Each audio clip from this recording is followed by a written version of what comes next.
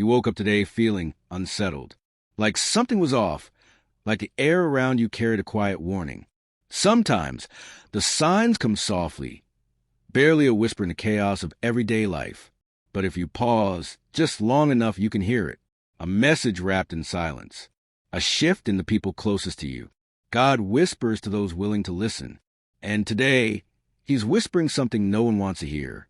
Someone in your family is going to leave you forever. But the reason? It's hidden in everything you've ignored. This is your wake-up call. In the quiet hills of a small town lived a boy named Zion, a soft-spoken, observant soul with eyes that always looked deeper than the surface. His family, though closed-knit on the outside, was crumbling from within. Like many households, theirs wore a mask of smiles, dinners, and prayers together, but beneath it all, bitterness festered. Zion lived with his mother, father, and younger sister, Ariba. His mother, a woman of unshakable faith, often told him, "When the heart starts to turn cold, God sends signs. He gives us a chance to fix it before it's too late." Zion listened, but he didn't understand, not yet. It started with little things. His father stopped praying with them. Then came the anger, short-tempered outbursts, silence stretching longer at dinner tables, eyes no longer meeting. Ariba stopped smiling. And his mother? She still held her faith, but the cracks in her voice said she was drowning silently. Zion tried to be the glue, always checking in, always staying close. But something felt heavier than he could carry. Something unspoken. Then came the dream. It was vivid, the kind that woke him up gasping for breath. In it, he saw a house engulfed in smoke, his family outside it. Everyone but one person. Someone was missing. Their voice echoed in the smoke, calling for help, but no one responded. The next morning, he told his mother. Her face turned pale, eyes wide with realization. "It's a warning," she whispered. "Someone's soul is screaming, and we're not listening." Still, the family continued their routine, pretending, ignoring, surviving, until one evening, Zion found his father sitting alone in the garden, weeping. Not cry like someone who lost something, but sobbing like someone who knows they're about to lose everything. Zion froze. His father never cried. He sat beside him in silence. Minutes passed before his father finally spoke. "I think I've failed all of you," he murmured. "I've drifted away. I kept thinking there's always time to make things right. But now, I feel like something's coming. Something I can't stop." Zion stared at him, heart pounding. "Like what?" His father looked up. "Like my time here is fading." That night, Zion couldn't sleep. His mind replayed every argument, every ignored prayer, every silent dinner. He remembered his mother's warning, how God sends signs, subtle at first, louder if you ignore them. He realized they'd all been blind, busy, distracted, and now someone was going to pay the price. The next morning, his mother collapsed. It wasn't dramatic, just sudden. 1 second she was making breakfast. The next, she was on the floor. The ambulance came quickly, but the silence afterwards screamed louder than any siren. In the hospital waiting room, time crawled. Doctors spoke in hushed tones. Machines beeped. Prayers were whispered with trembling hands. Ariba clung to Zion, her face buried in his chest. "I didn't tell her I love her last night," she sobbed. "I was too busy, scrolling through my phone. She asked for tea, and I just nodded. I didn't even make it." Zion felt the sting of guilt hit him too. He couldn't remember the last time he looked into his mother's eyes with gratitude. She did everything silently, loving without asking, sacrificing without complaint. And they just took. The doctor walked out with the kind of face people fear, blank, heavy. "She's in a coma," he said. Her heart was under too much stress. Emotionally, physically. It could go either way. The world around Zion blurred. Suddenly, his dream made sense.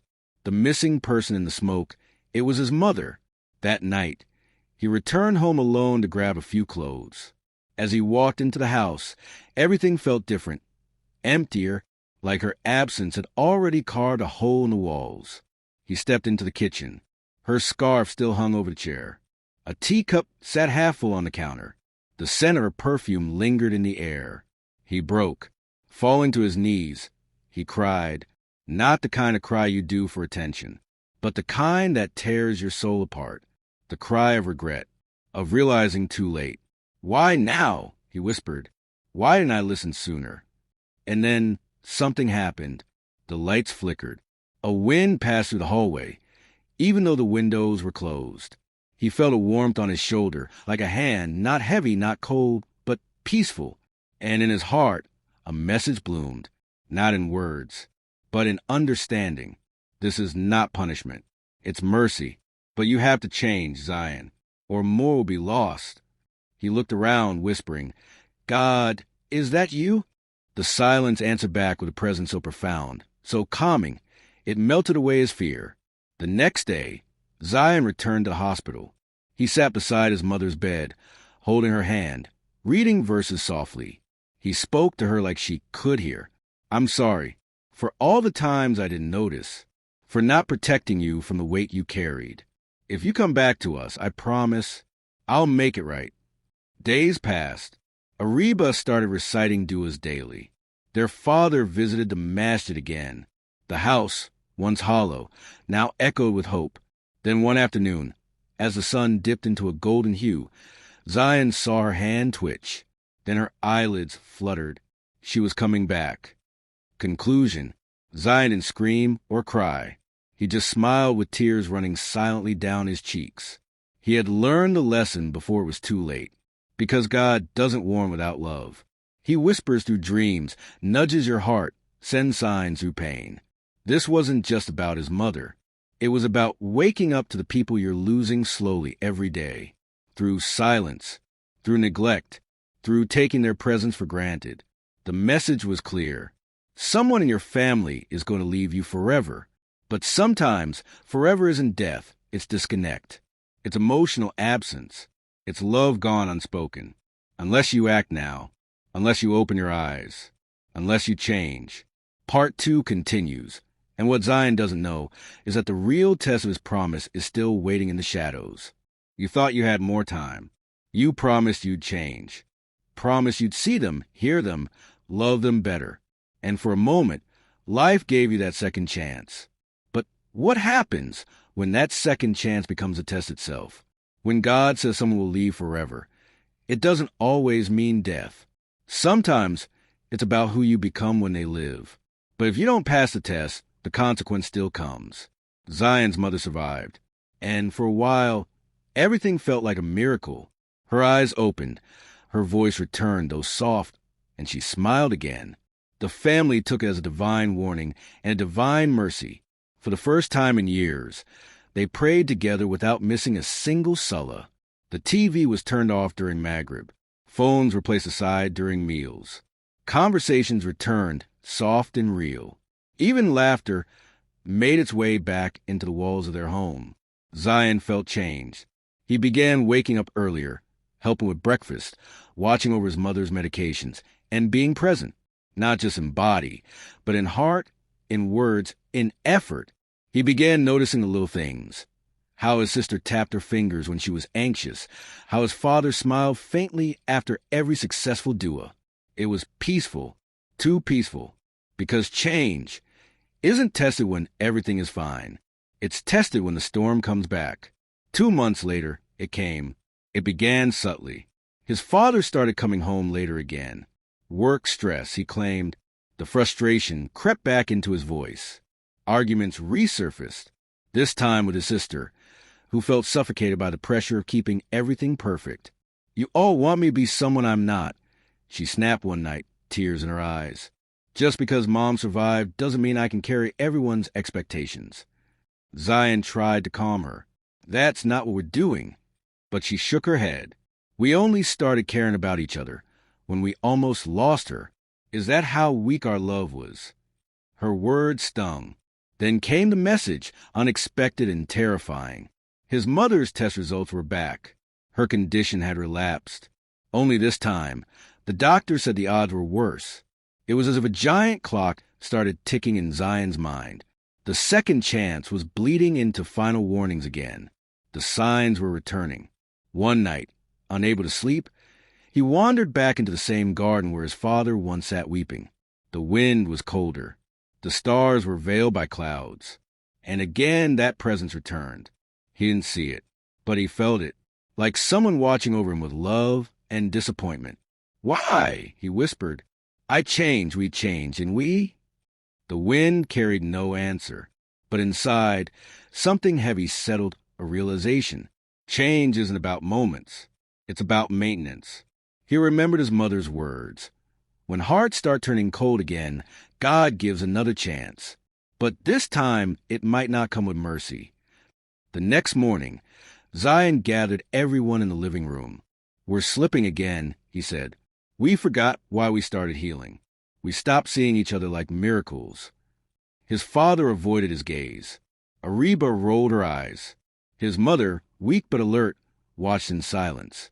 "Mom may not have much time left," Zion continued. "We can't afford to waste any more of it in ego." It wasn't a powerful speech.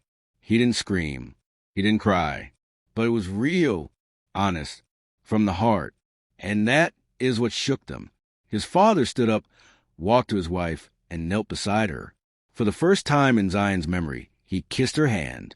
"I forgot," he whispered, "what love really looks like." Ariba joined too, her voice trembling.